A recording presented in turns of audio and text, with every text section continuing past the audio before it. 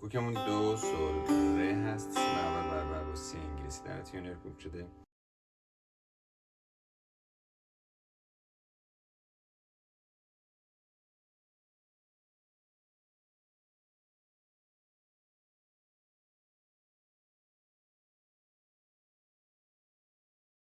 در قطعه فا دیز سی بمول و می کرون داریم. انگشت دوم میاد روی دو، سی کرون هست، میگیم دو سی دو ره. انگشت اول میاد روی ره، ره می فا ره، می کرون فا بکار، ره می فا ره، دو ره می دو.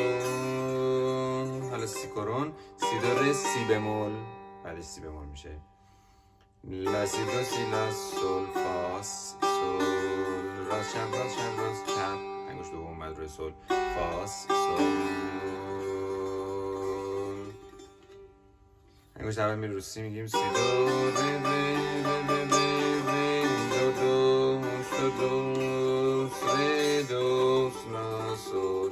اینجا ره رو میزنیم، دو تک ریز شروع میکنه اشاره به سی میده و انگشت دوم میره روی لا، ادامه ریزمون و میره به سمت سول. دوباره سی کرون، سی دو ره ره ره، انگشت اول ره ره ره میره اینجا می تک میخوره ره ریز، ره می فا میره ره دو هستیم زرد من دو شب راست با هم بکار تکرار میشه. ره می فا میره دو ره می فی ره می فا سفا ره به می یک اومد پایین، راست راست چپ راست چپ راست چپ می فا سو سو فا می ره می. با انگشت دوم میایم ره می راست چپ راست چپ راست چپ راست تکریز ره می فی ره می فا سفا راست راست چپ راست چپ راست چپ می فریم دو. انگشت دوم میاد رو فا، میگیم فا می فاس می فاس می فاس راست چپ راست چپ راست چپ. فا که بکار هستن، میس میس میس میس میس میس سول فا فا می می ره ره دو دو ره. اینا اشاره به جلو داشتم با انگشت سوم.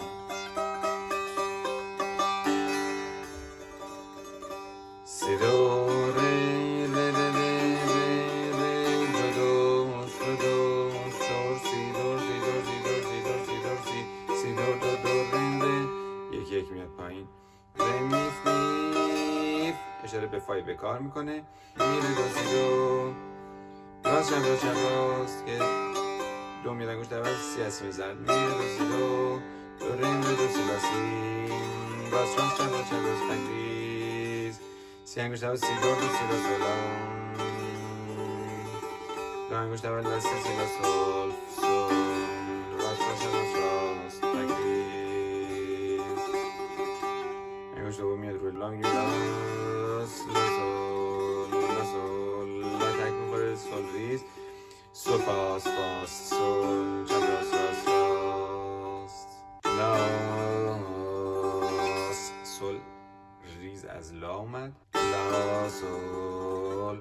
اینجا ریز رو از لا شروع میکنیم میریم رو سول، اشاره به لا میدیم سول سول فا سول راست چپ راست چپ فاس فا سول سول